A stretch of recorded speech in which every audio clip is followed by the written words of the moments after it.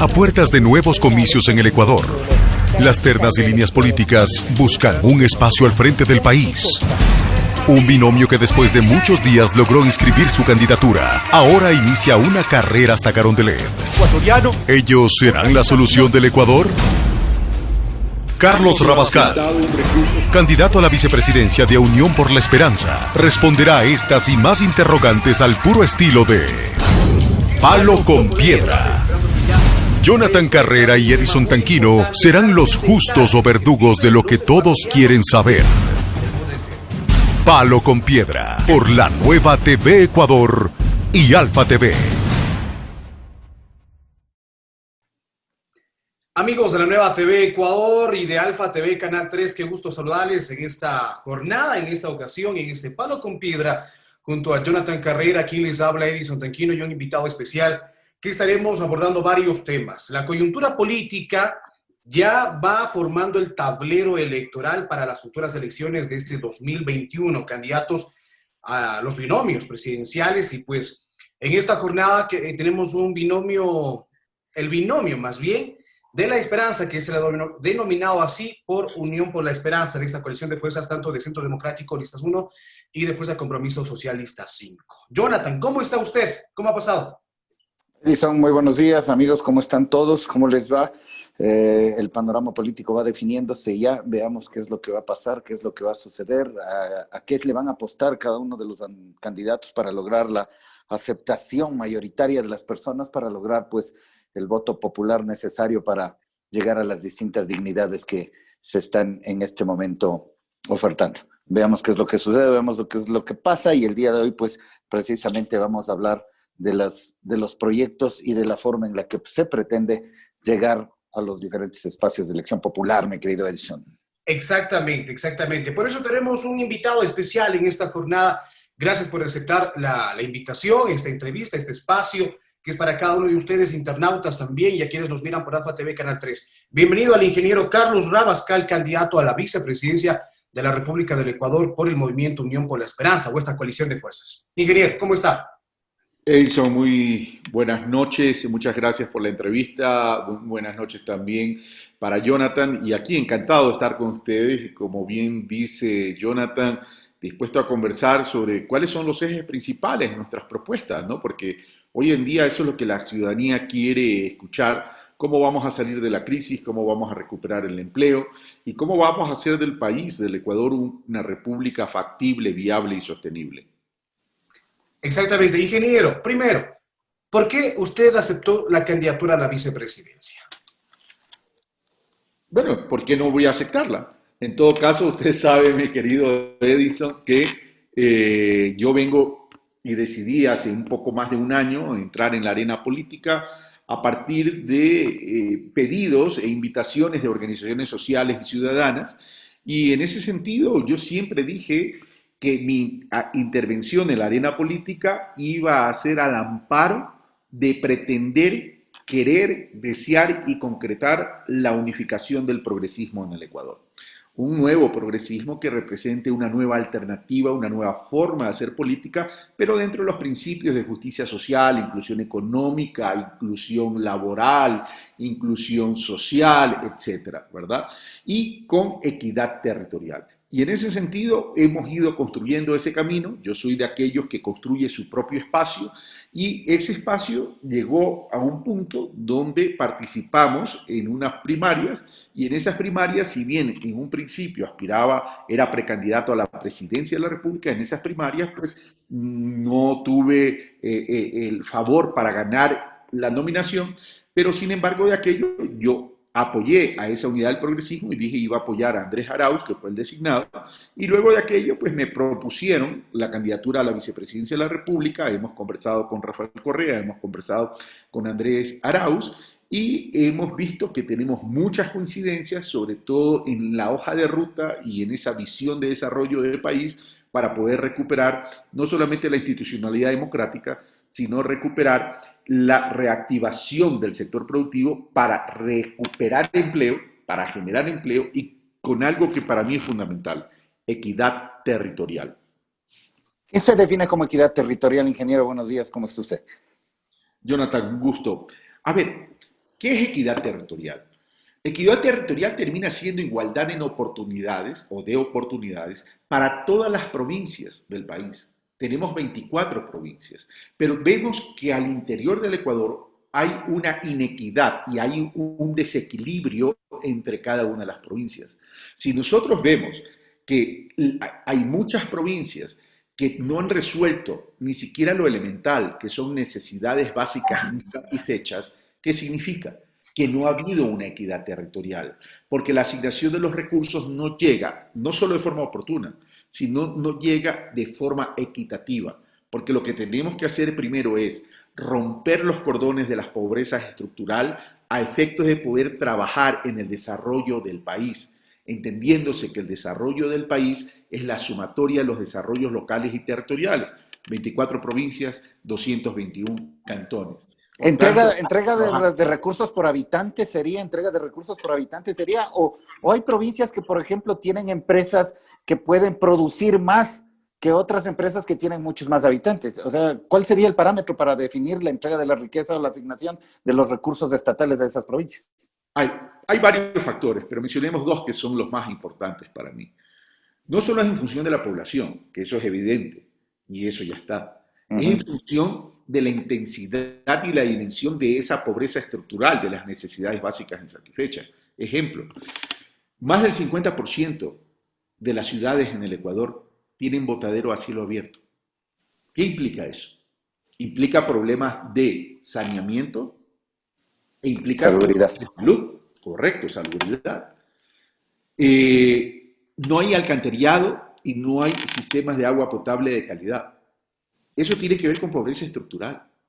Es decir, hay una pobreza multidimensional a la cual hay que atacar. Entonces, en esos términos tiene que ir la equidad. Ingeniero, ahora, pero sabemos, perdón que le corte, las provincias amazónicas son las que generan más recursos y son las que más afecciones tienen, por ejemplo, en el ámbito de electricidad. A ellos se les va cada rato la luz, se les dañan los equipos y no pueden sostenerse o equilibradamente como en las grandes ciudades, hablamos de Quito, Guayaquil o Cuenca. Entonces ellos generan recursos, ajá. A eso me refiero con temas de equidad territorial, pues casualmente. Porque hay que resolver esos problemas. A ver, es que no se puede, a ver, el tema de equidad territorial no pasa solo por trabajar en las ciudades grandes. Aquí hay un problema de las ciudades pequeñas y las ciudades intermedias. Entonces hay que trabajar fundamentalmente en aquello. Pero también hay que trabajar en términos de que, Jonathan decía, hay sectores productivos que son muy fuertes en determinados territorios. Sí, puede ser que sí, y de hecho es así. Pero casualmente hay que establecer las fortalezas y las potencialidades de cada uno de los territorios, tanto en los sectores agrícolas, agropecuarios, agroindustriales, industriales, para ver también la potencialidad de cada uno de ellos, generar el impacto en la generación de empleo en sus territorios para que los recursos que se generen circulen en la economía territorial, pero adicionalmente ver la capacidad de encadenamiento que tienen con la interterritorialidad del país para que también generen más recursos en las otras provincias. Es decir, hay un desarrollo integral que tenemos que ver. Por ejemplo, el sector rural es fundamental y el sector rural tenemos que rescatarlo para fortalecerlo. Se hizo un gran trabajo en un aspecto, es en reducir la pobreza a la ruralidad, por ejemplo. En el año 2007, la pobreza estaba en el 60%. Al año 2016, la pobreza rural disminuyó al 38%. Hoy, en este gobierno, la pobreza está en el 43%. ¿Qué significa que la pobreza haya incrementado?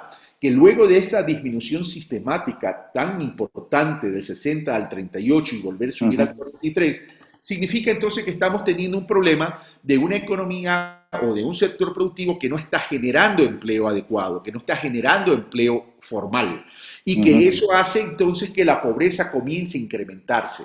Y es ahí donde tenemos que comenzar a trabajar, en una reactivación del sector productivo, pero no en abstracto, es una reactivación del sector productivo desde la micro, pequeña, mediana y gran empresa. Entonces, ¿Cómo entonces, ingeniero, poder lograr esa descentralización, de cierta manera, si se puede utilizar el término del empleo, y el desempleo de las grandes ciudades? Porque se mide esto en las grandes ciudades por obviamente la cantidad de habitantes, pero ¿cómo hacer ¿Qué planes tienen ustedes como para hacer regresar a la gente a la ruralidad, al campo? Porque es cierto, o sea, ya hay menos pobreza, es porque la gente salió del campo, abandonó la ruralidad, llevados por el sueño de la gran ciudad. Pero ¿cómo devolverle a la gente, a las provincias, esas personas que salieron y se convirtieron en pobres en las ciudades, cómo hacerles regresar al campo, hacerles regresar a la ruralidad para que ellos sientan que la agricultura es la salida para hacer crecer al país? A ver, cuando yo menciono los indicadores de disminución de pobreza del 60 al 38%, eso no se da porque salieron o porque migraron, que también migraron, pero esos indicadores con la gente que se quedó en la ruralidad. Ya. Ahí tenemos un gran problema, Jonathan, en la ruralidad, y es que la población rural está envejeciendo. Eso es un gran problema. Y está Ya no hay envejeciendo. jóvenes. Claro, exacto. Hay una migración de jóvenes Todos salieron. hacia la ciudad. ¿Ya? Y están en busca de otros destinos. El problema es que tampoco es que encuentran grandes oportunidades en las grandes ciudades. Y entonces eso hace que incida en un crecimiento de la pobreza también urbana y que genera otro problema social. Entonces tenemos dos problemas sociales. Tenemos el problema social en la ruralidad porque no se lo termina de resolver y tenemos un problema social en los sectores urbanos. Ahora, ¿cómo devolverle a la gente? ¿Cómo decirle a la gente, ya dejen de ser pobres en la ciudad y vengan al campo a trabajar porque aquí es donde pueden hacer plata y donde van a crecer? Dejar ese sueño de ser abogado, médico, ingeniero, decirle aquí, sembrando, vas a ganar más. ¿Cómo devolverle esa confianza a la gente, ingeniero? Ya, usted me dijo que cambie de profesión ya porque... No. Hay algunos que son buenos y les ha ido muy bien.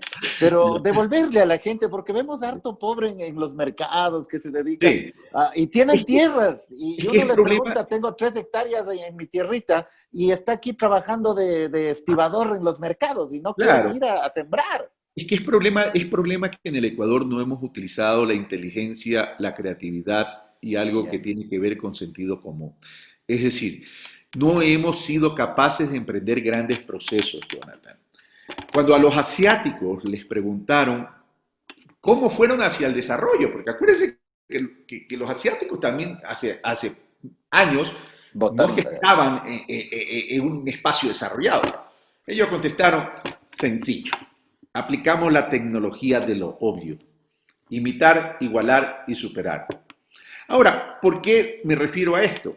Mire, el porcentaje de agricultores asociados en cooperativas en el Ecuador, promedio evidentemente, es de 15 personas apenas.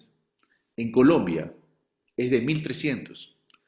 En Perú, de 1.500. En Francia pueden llegar hasta 10.000, igual que en España. Y en Francia mueven 80.000 millones de euros al año con la economía popular y solidaria, o social y solidaria, como a mí realmente me gusta llamarla, a partir del cooperativismo. ¿Y por qué es importante estos modelos de gestión? Estos modelos de gestión son importantes porque permiten generar economía de escala. ¿Qué significa generar economía de escala? Significa que en los espacios asociados voy a producir más bajando estructura de costo, por tanto voy a tener mejores precios y por tanto voy a ser más eficiente. Pero eso tiene que venir acompañado con otro tema. Los sistemas de intermediación en el sector rural, históricos y clásicos, se han convertido en abuso de poder de mercado. Porque el pequeño productor, como no tiene acceso a crédito y como no tiene acceso fácilmente a esos recursos, ¿qué hace? Va a donde quien le compra. Y quien le compra tiene el sartén por el mango. Entonces ahí hay un desequilibrio. Entonces, si bien es cierto que los esfuerzos individuales son legítimos en términos de derecho, no son suficientes. La asociatividad, en términos de esfuerzo colectivo, es mucho más eficiente. La Federación de Cafeteros Colombianos lo ha comprobado. España lo ha comprobado con el tema de las hortalizas, igual que Francia. España va ya a la agroindustria a partir de esos conceptos de asociatividad. Y es lo que tenemos que hacer. Correcto, producción. Nuestro sector agropecuario representa el 12% del tamaño de la economía y el 30% de la generación del empleo. ¿Cuál ha sido el problema? Primero, que no crece en relación al tamaño de la economía, en relación al Producto Interno Bruto. Sigue siendo 12 hace más de 20 años, 12%. Entonces, no crece. No crece por estas circunstancias, pero por otro lado, además genera un empleo de mala calidad y por eso es que se nos van, pues. Por eso Genera abuso y explotación también de correcto. los terratenientes grandes, ¿no? Tenemos que corregir aquello. ¿Cómo corregimos?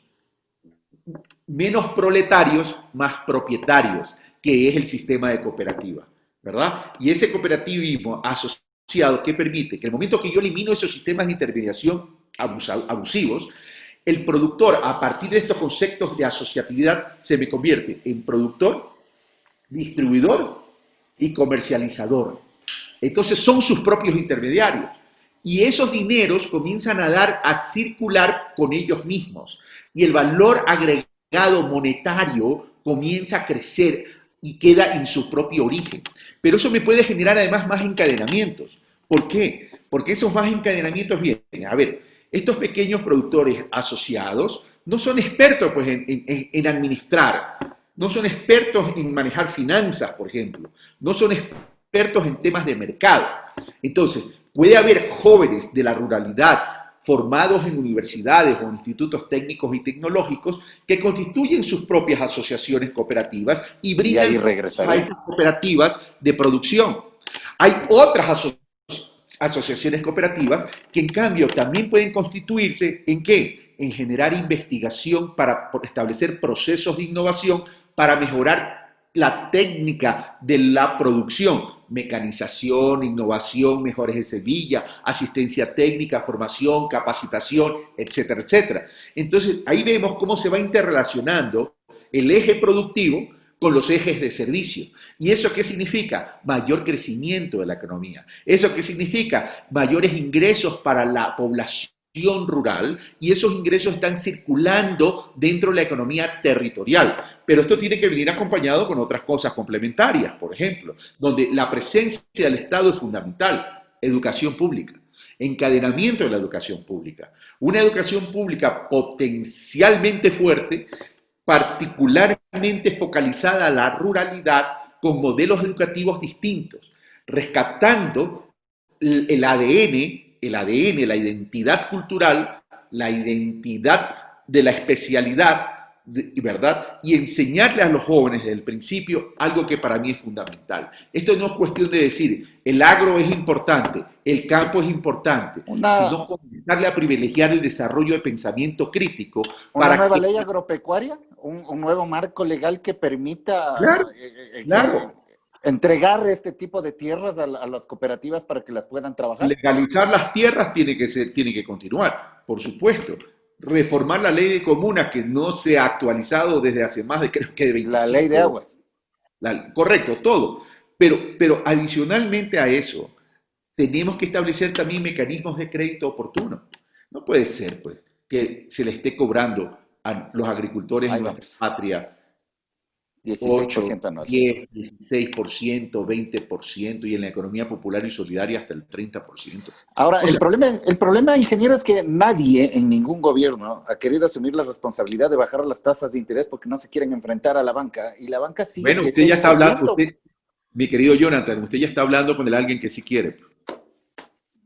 ¿Se podrá bajar? Claro, o sea, para dar a 8, a 6, a 4%, ¿se podrá bajar y enfrentarse al banco? Y mire, ingeniero, cómo es la situación. Uno que quiere hacer una casa, el crédito de consumo es al 12, 15%, pero uno que es emprendedor, en la banca te dan al 22, 24, 26%. Es absurdo, pues, Edison, eso Exacto. Es absurdo.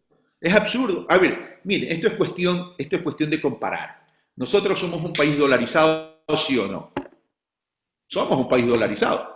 ¿Tenemos una moneda fuerte? Claro que tenemos una moneda fuerte. Pero ¿por qué aquellos países que tienen moneda propia y que tienen sistemas devaluatorios tienen tasas de interés más bajas? Aquí lo que ha faltado es decisión política. Aquí lo que ha faltado es establecer causas comunes. Aquí tenemos que entender que la principal causa que nos debe unir es trabajar para sacar a la gente de la vulnerabilidad y de la informalidad. No puede ser que en el Ecuador el 58% de los... El comercio es informal. Viven entre la vulnerabilidad y la informalidad. Eso es una barbaridad. Eso es lo que tenemos que cambiar para transformar. Yo no consigo un cambio sin transformación. El cambio debe tener una transformación de carácter estructural, no coyuntural. Por eso que la disminución de la tasa de interés es fundamental en la República del Ecuador, acompañado evidentemente con otras políticas dentro del sistema financiero, dentro del sistema crediticio. ¿Cuántas plazas de empleo piensan crear ustedes, ingeniero? ¿Perdón? ¿Cuántas plazas de empleo piensan o pretenden generar?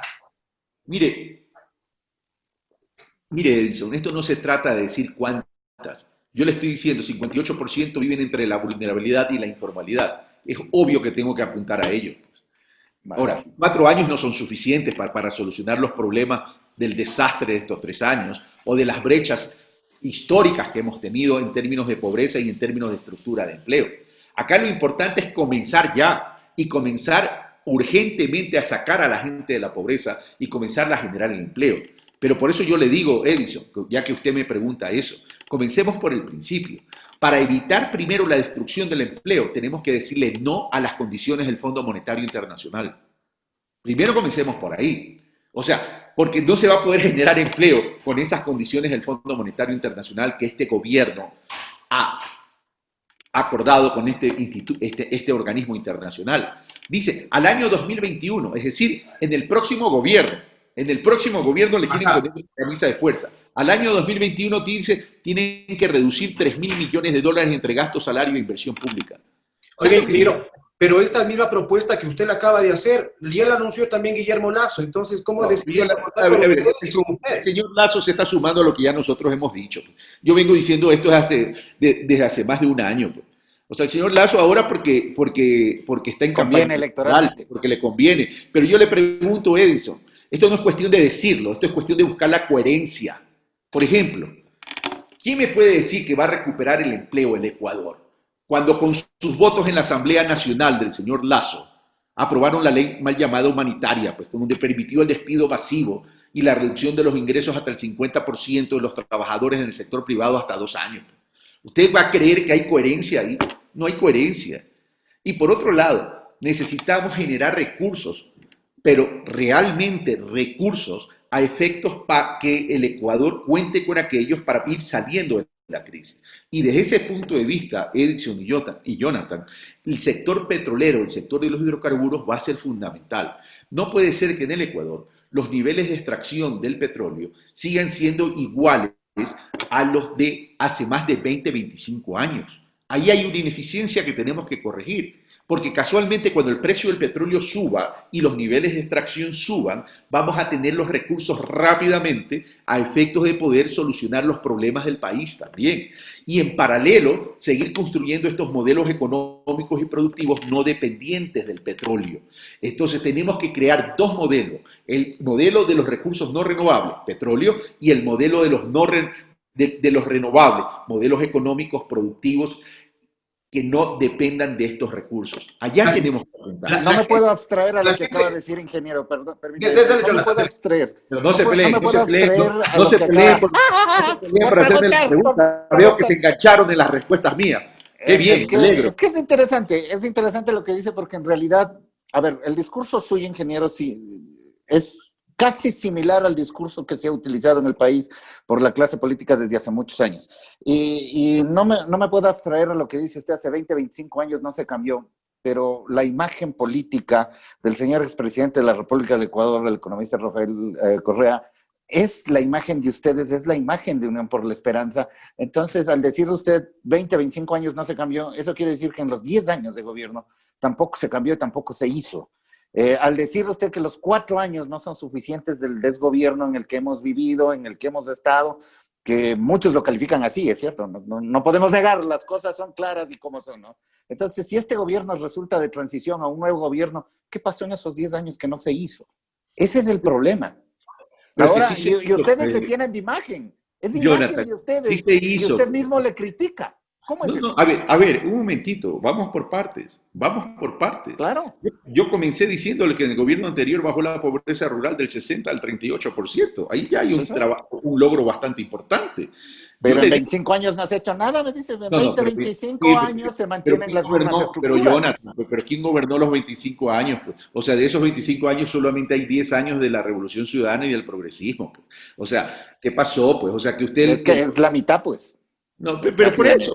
Pero usted pretende que en 10 años se resuelva todo. A ver, rebajar del 60% al 38% no es un logro, por supuesto. Pero que si no. en 10 años no pudieron hacerlo, ¿cómo Que no pretendemos pudi- que en 4 años se haga? Pero O que sea, no, es a lo que ver, usted dice, ingeniero. Usted Jonathan, dice, no pretendamos que en 4 años, en 10 años se logre pero hacer Jonathan, todo y le criticamos a este gobierno por 4. a ver, Jonathan, Dígame, ingeniero. cálmese, respire profundamente. Porque cuando uno se ofusca, no comprende las No, cosas. solo pregunto. Ya, pero por eso, a ver, pero cálmese, respire, lo invito a que respire profundo, Jonathan. A ver, primero, en el gobierno anterior, la economía creció de 47.000 millones a 100.000 millones de dólares. Este gobierno ha hecho que decrezca. Ya, comencemos por ahí. ¿Qué permitió ese crecimiento de la economía entre 47.000 a 100.000 millones de dólares? Permitió generar mayor empleo. Las empresas ganaron más dinero. Las refrigeradoras de la gente estaban llenas, ¿verdad? La pobreza disminuyó al igual que la inequidad. Por tanto, comenzó a verse resultados. Se hizo obras, independientemente de los cuestionamientos que puedan tener. Sí, se hizo, hay que reconocer, se hizo obras, ¿verdad? ¿Y cuál es la diferencia entre el gobierno anterior y este desgobierno que usted lo ha calificado? Me refiero al de Lazo y Moreno, porque para mí es lo mismo, porque es la continuidad. Ya, vamos a lo siguiente. Cuando el gobierno anterior se endeudó a razón en los 10 años de 1.500 billones por año. ¿Sabe cuál es la diferencia? Que en este gobierno se endeudó a 5.500 millones por año en los 3 años. ¿Sí? Ahora, ¿cuál es la otra diferencia? Que ese dinero que se endeudó el gobierno anterior lo utilizó para la economía real, la incorporó en la economía interna del Ecuador, de la producción de los servicios, por eso hay obras. Este gobierno la utilizó para sustituir deudas, porque ni siquiera fue capaz de hacer una reestructuración integral y para financiar importaciones. Entonces, ahí hay una diferencia. El gobierno anterior, ¿qué hizo? Protegió dentro del sector agrícola líneas sensibles, como el arroz, el maíz, la soya, la carne de res, la carne de cerdo y la carne de pollo, que representan 500.000 empleos. Este gobierno pretende firmar el acuerdo con México y la Alianza del Pacífico, donde puede afectar a esas líneas sensibles del sector agrícola. Por tanto, nosotros vamos a fortalecer la producción nacional para proteger el empleo, pero no vamos a descuidar el tema del sector agroexportador. Ahora, aquí lo importante es evaluar primero los modelos del uno y los modelos del otro. Pero por eso yo digo, a ver, es obvio que no se pudo resolver todo en los 10 años. En el sector hidrocarburos yo he sido autocrítico, y he dicho, ahí nos faltó hacer muchas cosas, y por eso lo digo. Pero en la vida hay que construir sobre la base de lo ya construido, corregir lo que se hizo débil y hacer y complementar aquello que no se hizo. Se debe seguir subiendo la gasolina. ¿Cuáles son las fallas del anterior gobierno? Entonces, ingeniero. Uno por uno, no se peleen, por favor. Ingeniero, sí, y a ese sentido viva. Justo lo que decía Jonathan. ¿En qué se equivocó la Revolución Ciudadana durante los 10 años de gobierno en que ustedes ya pretenden mejorar? Y la segunda era lo que yo le decía. ¿Se seguirá subsidiando los combustibles? ¿La gasolina, el diésel, la extra de la super? A ver, parto de la última parte. Nosotros somos partidarios de la focalización, no somos partidarios de la liberación. Porque este es otro problema, Edison y Jonathan. Es muy jodido. Que ya este gobierno liberó los precios de los combustibles, pero el Fondo Monetario Internacional, ¿qué le está diciendo? Pone un impuesto al consumo de combustible. O sea, no solo que te lo libera, sino que adicionalmente genera un impuesto. Eso pretenden, eso nosotros no vamos a aceptar. Porque adicionalmente, aparte del impuesto al combustible que pretende el Fondo Monetario Internacional, que este gobierno lo quiere imponer, ¿verdad? Aparte de eso, quiere ponerle un impuesto al Internet. ¿Usted sabe lo que significa un impuesto al Internet para los sectores rurales? ¿Sabe lo que significa un impuesto al Internet para las familias de escasos recursos? Que hoy hasta la educación tiene que llegar por el Internet y que se ven perjudicados los niños de las familias vulnerables. Eso no lo podemos aceptar. Pero volviendo a la pregunta de Edison, a ver, siempre va a faltar para hacer algo. Porque acuérdense que la República del Ecuador viene de 1830 y los problemas vienen desde ahí. El problema es que las grandes burguesías, que son pocos, pero que tienen mucho, en desmedro de muchos que tienen poco, han concentrado mucho, pues. Entonces no han establecido políticas públicas. Entonces la historia de las brechas es muy grande como para cerrarlas en poco tiempo. Aquí lo que tenemos que establecer y tenemos que aprender Jonathan y Edison, ya comenzar a ver el plan de desarrollo del país en términos de una política de Estado, que no importe qué gobierno esté, sino que cumpla con esa política del Estado. ¿Qué significa eso? Visualizar al Ecuador en un horizonte de tiempo con metas de corto, mediano y largo plazo, para ir casualmente mejorando las brechas, estos problemas, cerrando las brechas. Porque el que le diga, yo tengo 100 en 100 minutos, o como haya dicho, para resolver los problemas en Ecuador, está mintiendo. Esto tiene que ser algo que es permanente y continuo. sistemático. Y hablamos del empleo, que yo escuché uno de sus discursos que decía que Andrés Arauz, candidato a la presidencia, le encargaba precisamente la generación de empleo y algunos ejes más. Pero, ingeniero... La reactivación del sector productivo, la recuperación del empleo con equidad territorial. Exactamente. Ahora, ingeniero, ¿qué hacer en la parte de la salud? Vemos que la salud ha sido un problema, si bien es cierto, en el anterior gobierno de la Revolución Ciudadana, construyeron muchos hospitales, luego salió a decir el presidente Lenín Moreno que los hospitales estaban demasiados grandes y viene una pandemia en donde faltaba espacio para los hospitales, pero siempre hemos tenido problemas en el sector de salud. ¿Qué hacer? Usted se enfrenta, si lo vemos en la línea con su contrincante, candidato a la vicepresidencia, se enfrenta con el señor Borrero, que es un gran médico y tendrá muy buenas propuestas de salud. ¿Qué hacer? Yo respeto al señor Borrero, no lo conozco, sé que es un excelente médico y profesional y me parece bien, pero el tema no pasa que el tema de la salud pública se requiera un especialista en neurocirugía, se requiere es un modelo de gestión. ¿Ya? Y con esto no estoy descalificando al doctor Borrero, que se me entienda bien, no lo conozco, claro, y tengo buenas credenciales, sé que tiene muy buenas credenciales el señor Borrero. Pero, a ver, modelo de salud pública. La pregunta es, ¿basta? Es como en la educación pública. ¿Basta la infraestructura? No basta la infraestructura. No alcanza. Por supuesto. La infraestructura es necesaria, ¿verdad? Pero si la infraestructura no viene con el contenido, es decir, ¿qué es la infraestructura? Llamemos, para poner un ejemplo, es el continente. ¿Sí? ¿Qué son los médicos o qué son los profesores? El contenido. ¿Sí? Entonces tenemos que establecer un modelo de gestión integral. En el caso de la salud pública, por ejemplo. Primero, la infraestructura tiene que ir creciendo conforme va creciendo la demografía del Ecuador, es decir, conforme va creciendo la población. Pero no en general, pues. Tiene que ir creciendo conforme va creciendo la población territorial también. Porque no puedo decir es cuántos hospitales tengo que decir es cuántos centros de atención tengo en cada uno de los territorios con base en la realidad demográfica de cada país y con base en las necesidades de camas por persona de cada país en términos de cama. Miren que el presidente por el odio decía estos grandes hospitales, vino la pandemia y es lo que de una u otra manera ayudó a... Así es. Ya. Ahora, vamos a lo siguiente. Modelo de gestión de la salud pública. Salud familiar, pues. La salud preventiva es importante. Porque si revisamos los indicadores de morbilidad de la salud pública, de la salud del Ecuador, ¿verdad? Mucha de esa morbilidad que es alta, ¿a qué se debe? A la ausencia de hábitos y comportamientos nutricionales adecuados. Entonces, la salud familiar es fundamental. Y esa salud familiar es fundamental porque nos va a cambiar los hábitos, nos va a cambiar los comportamientos y bajar entonces los indicadores de morbilidad. ¿Qué significa bajar los indicadores de morbilidad? La gente se va a enfermar menos, es decir, va a ser sana. Pero por otro lado, tenemos no hay que comer, pues. O sea, si no tengo que comer, ¿cómo contrato a un nutricionista? No hay plata para el nutricionista que me enseñe a comer carbohidrato con verdura. Pero es que esto ya se van los proteína, estamos hablando de salud pública. Pues. Ya hablamos de empleo. El empleo genera ingresos. Vamos ahora a salud. A ver, hay otras cosas.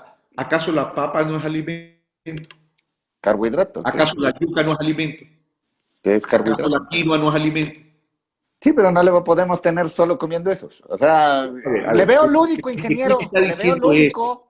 A Le ver, veo Jonathan, pero lúdico. usted se me está volviendo ya muy radical y extremista. Lúdico, le veo. Ya, No pero sé. es que nadie está diciendo que coma solo eso, pues, Jonathan. Le estoy diciendo es que hay que cambiar los hábitos.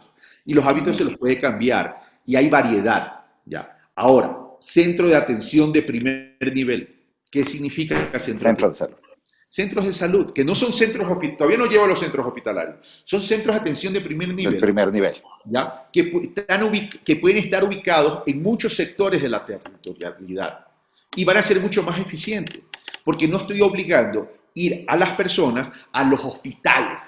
Entonces, si tengo medicina o salud preventiva, tengo los centros de atención de primer nivel, voy copando y voy dando cobertura y voy ampliando la cobertura de una forma más eficiente y más oportuna a la gente. Y luego vienen los centros hospitalarios. Ahora, los centros hospitalarios que tienen que ser de especialidades, evidentemente, la cual ha sido el problema en el Ecuador, es que no tenemos especialistas, pues y eso es una gran realidad. No tenemos especialistas, no tenemos los suficientes especialistas para poder atender. Entonces, hay que ir trabajando en paralelo mientras traemos especialistas del exterior para atender aquello que tiene que ver con los indicadores de morbilidad del país, ir recuperando programa de becas de especialización de nuestros médicos en esas especializaciones que se necesitan. Y por otro lado, algo que es fundamental, devolverle el presupuesto pues a la salud. No es que este gobierno durante los 3 Le bajó el años, presupuesto. antes de la pandemia, le disminuyó el 36% del presupuesto a la salud pública. Entonces, Para todo eso se necesita plata, préstamos internacionales, de quien sea. Yo entre mí digo que preste quien preste, pero que dejen hacer con la plata lo que querramos, sin cláusulas raras. Las cláusulas secretas le han hecho daño a los préstamos internacionales, ingeniero. ¿No sería interesante eliminar esas cláusulas secretas de todos los préstamos, sean de China, sean de Estados Unidos, de Francia, cualquiera que preste, pero eliminar esas cláusulas secretas para que todos sepamos qué se negocia y cómo se negocia? Lo que tú dices, Jonathan, es verdad. Es decir, necesitamos más transparencia en el Ecuador, porque todo es oculto, ¿no? Sí, medio raro, ¿no? Es Sí. decir, y el tema es a quién benefician, ¿no? Porque ya uno se vuelve, dice, bueno, Pues, realmente a quién están beneficiando, ¿no? Mira tú lo que pasó con Argentina. Llega Alberto Fernández, de entradita dijo, yo no voy a poder pagar la deuda con estas condiciones que tenemos. Señores, la Argentina necesita recursos, pero necesita primero reestructurar todo esto. Estableció un proceso de transparencia, le dijo al país entero, le dijo, estos son los parámetros de negociación. En una negociación no es que siempre se alcance el 100% de todo lo que uno quiere pedir, pues, ¿no? Eso es obvio. Pero lo fue informando. Y ahí la ciudadanía se involucra y se empodera. Y logró con éxito una reestructuración. Entonces, ahí está, es lo que tenemos que hacer. Entrar en proceso de transparencia. Ingeniero, perdóneme que le corte. Nos dieron un tiempo establecido para conversar con usted. Nos regalaría unos minutitos nada más ya para finalizar. ¿Qué hora es? Depende de qué hora sea. 8:20, 8:23. Ya, 2 minutos más, 3 minutos más. Ya, perfecto, ingeniero. Le quería preguntar, escuchábamos que ¿quién está primero en las encuestas? Primero en la encuesta, la selección del Ecuador, 4-2. A la única que nunca, gane o pierda, siempre tiene fanáticos. Gane o pierda, siempre hay el fanático. Es cierto eso, indudable. Sí. Edison, no podemos reducir, mire, nosotros vamos primeros en muchas encuestas, pero no podemos reducir el debate político a las encuestas realmente. Eso sería una tamaña de responsabilidad y sería caer en una sensación de triunfalismo que yo no quiero que caigamos ni nuestros adeptos caigan, porque los votos se consiguen día a día. Aquí no se trata de encuestas, aquí se Oiga, trata pero Yacu Pérez, ¿Ah? Pérez le reconoce que ustedes van primero en las encuestas. Pero está bien, pero es que eso, o sea, a ver, que Yacu Pérez o Carlos Pérez Waterman. Carlos Pérez, que es tocayo mío, Carlos Pérez Waterman, reconozca, está bien, pero no es lo importante. Lo importante es que todos los días, ¿cómo se enamora? Encendiendo la llama todos los días. ¿Cómo enamoramos a la República? Caminando y generando cercanía y credibilidad todos los días. ¿ganarán en la primera vuelta? ¿Pretende ganar en la primera vuelta? Pretendemos ganar, obvio. Si es en la primera o en la segunda vuelta, igual pretendemos ganar. ¿Qué pasa con el Tribunal Contencioso Electoral si es que no da paso a la inscripción de sus candidaturas? Les vimos muy afuera del TCE, estuvimos ahí, la gente llega, se concentra, muchas de las veces no toman distancia por las medidas de bioseguridad, usted pudo haberlo notado ahí. A ver, ¿qué pasa con el Tribunal Contencioso Electoral? Me da la impresión que pasa lo mismo que pasó con el Consejo Nacional Electoral. Hay mucha interferencia de carácter político de parte del gobierno y de parte del movimiento que debe pedir la inscripción de la candidatura nuestra. La presión ciudadana en las calles, en paz y con la verdad, como decía Gandhi, la no violencia y la verdad son inseparables y eso es fundamental porque la paz y la verdad reflejan dignidad de un pueblo, presionó y generó un despertar en la democracia. Por eso que también generó que 3 consejeros del Consejo Nacional Electoral actúen conforme a derecho, por eso esos 3 votaron a favor del informe jurídico. Ahora, esto está pasando de nuevo en el Tribunal Contencioso Electoral, que admitieron una apelación electoral, que no debieron haber admitido. ¿Por qué no debieron haber admitido? Porque el miedo, tal vez. ¿Perdón? Por miedo, sí, tal vez, a la candidatura, ¿no? O sea, persecución por miedo, de pronto.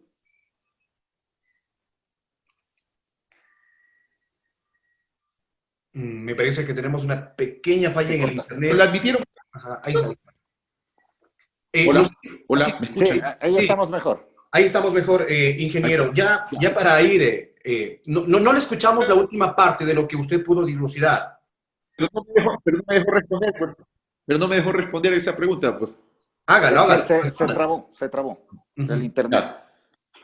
Claro, eso sí, aclaremos, Jonathan, el que se trabó fue el internet. El internet, por favor. Claro que sí. Sí. Claro.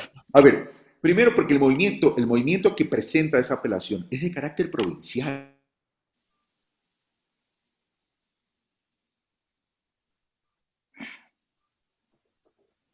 Híjole, parece que el internet está un poquito bajo.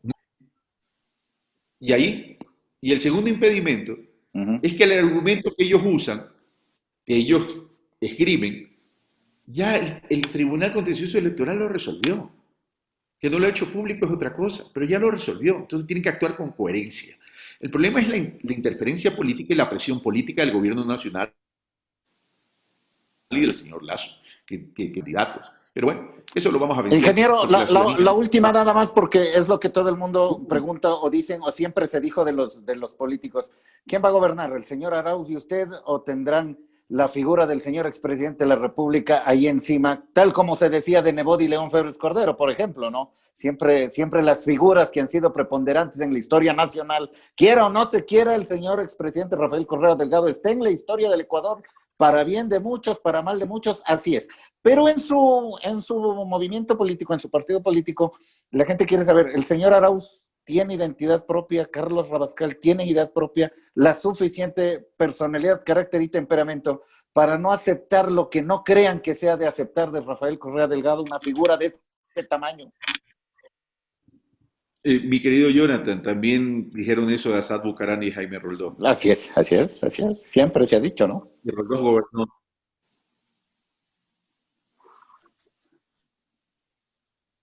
Y Roldós gobernó, forman al mejor estilo de la telenovela. Y la política en el Ecuador se ha transformado en telenovela. Y eso es lo que yo quiero cambiar. Yo quiero hacer una nueva forma de ser política. Yeah.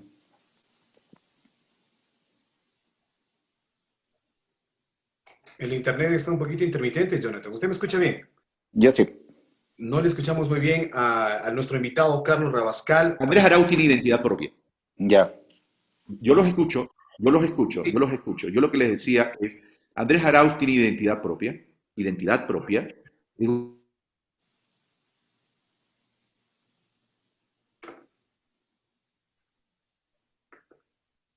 un hombre joven, sí, pero que tiene la pena.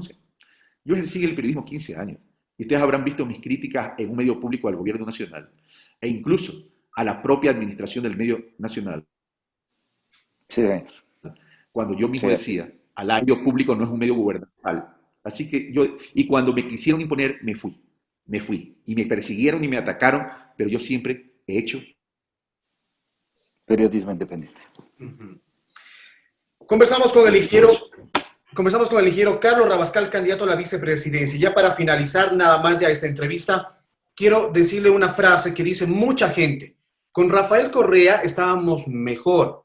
Hizo obras, aunque haya robado, pero hizo obras. ¿Qué decir frente a esa frase? A ver, primero que no se puede repetir cosas que no son, porque aquí nos estamos acostumbrando a ligeramente establecer la gente. No, no, no, no. Aquí debe haber una justicia. Y quien debe sentenciar si es inocente o es culpable es una justicia al amparo del derecho. Y la esencia en derecho es la verdad, es aquello que se puede comprobar. Si se refiere usted por el tema del caso Soborno, que mediáticamente fue definido como caso Soborno, mire el proceso.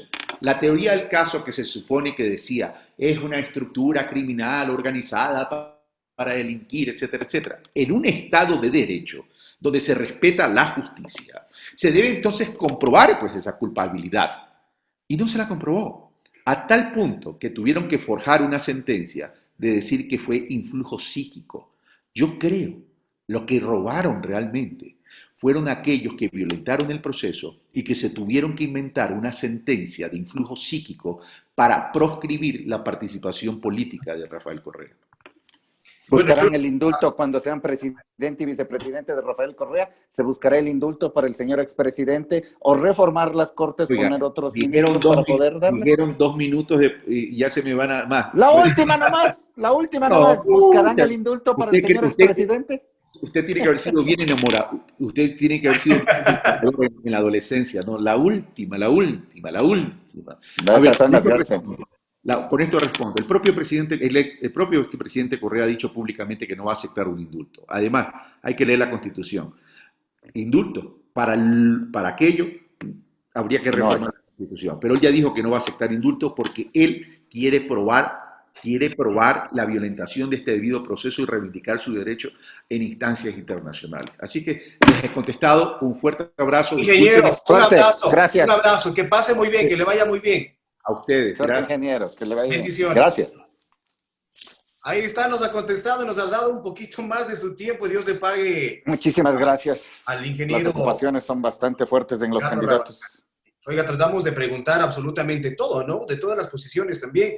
Y cuando yo me refería a que la gente dice, es que la gente dice, o sea, yo que camino son frases genéricas en realidad, que ya se vuelven muletillas y existen ese tipo de muletillas, ¿no? Con Lucio estábamos mejor, que en la época del Escuadrón Volante, que los 10 años, que los robos en las petroleras, o sea, la gente habla, pero sin conocimiento de causa. Por eso mismo para eso son estos programas, para eso son estos palo con piedra, para poder tratar a ratos, entre empellones, entre pregunta y pregunta, poder descifrar qué es lo que dice el candidato y qué es lo que ofrece el candidato, cuál es su pensamiento ideológico y qué es lo que pretende hacer para mejorar lo que todos queremos, este país en el que todos vivimos y que queremos que sea mejor, Edison. Exactamente. Gracias a Natalie Zurita, aquí nos gestionó la entrevista. Bueno, por acá dijeron 30, 40 minutos máximo, y creo que ya nos fuimos un poquito más.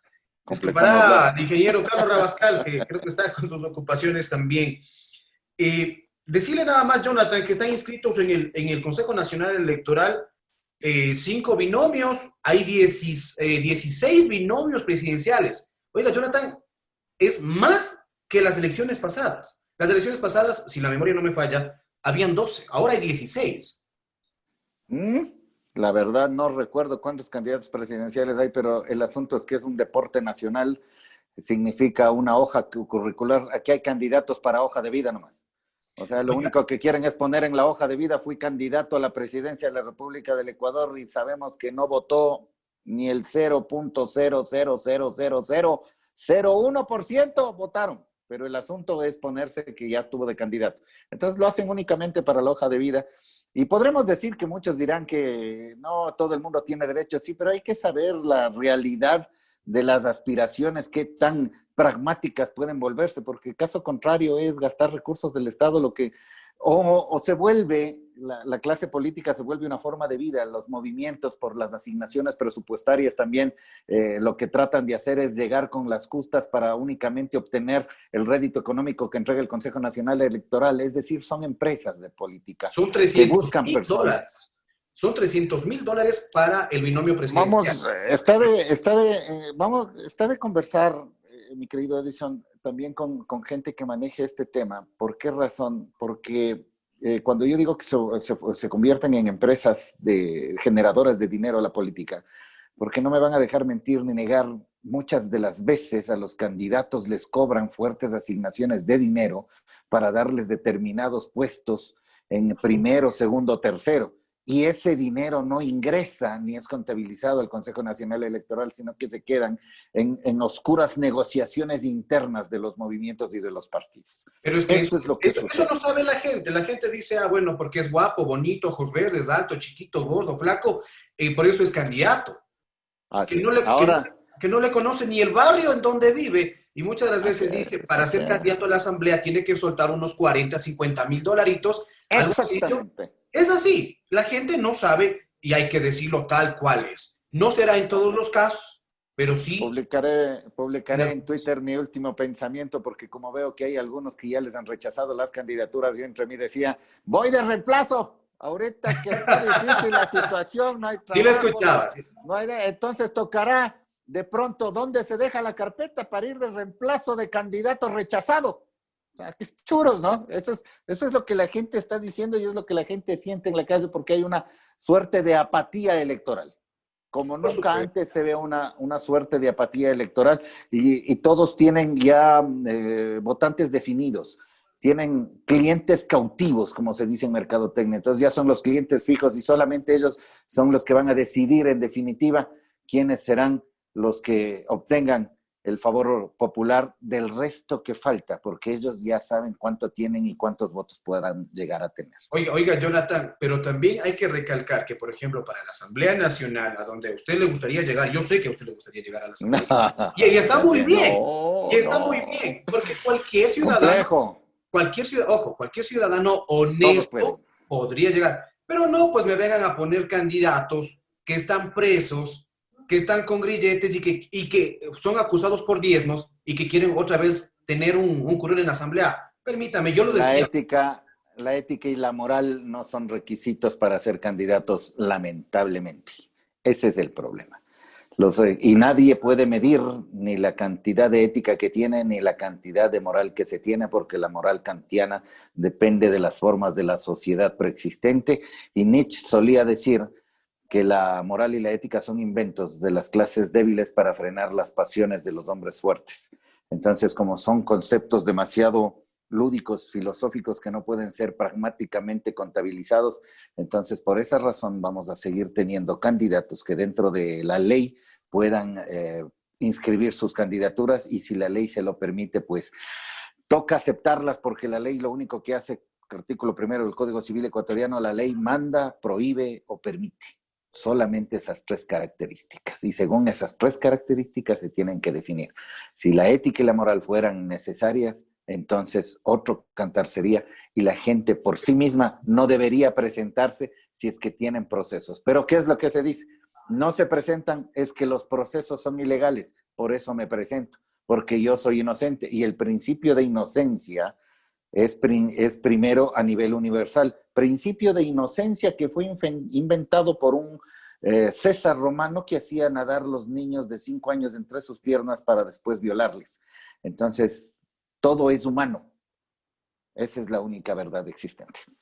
Querido Jonathan, agradecerle siempre por su deferencia, por su tiempo, por esta entrevista también amena con el candidato Carlos Rabascal. Nuevamente agradecerle porque, nos pasamos del tiempo, ya ni modo, pues. Así a veces. Muchas gracias. Nos apasionamos. Nos vemos en la próxima semana, posiblemente con otro candidato a la presidencia. Chao, chao. Muchísimas gracias, Edison. A todos, suerte siempre. Cuídense mucho. Un abrazo. A puertas de nuevos comicios en el Ecuador, las ternas y líneas políticas buscan un espacio al frente del país. Un binomio que después de muchos días logró inscribir su candidatura. Ahora inicia una carrera hasta Carondelet. ¿Ellos serán la solución del Ecuador? Carlos Rabascal. candidato a la vicepresidencia de Unión por la Esperanza, responderá a estas y más interrogantes al puro estilo de Palo con Piedra. Jonathan Carrera y Edison Tanquino serán los justos o verdugos de lo que todos quieren saber. Palo con Piedra, por la Nueva TV Ecuador y Alfa TV.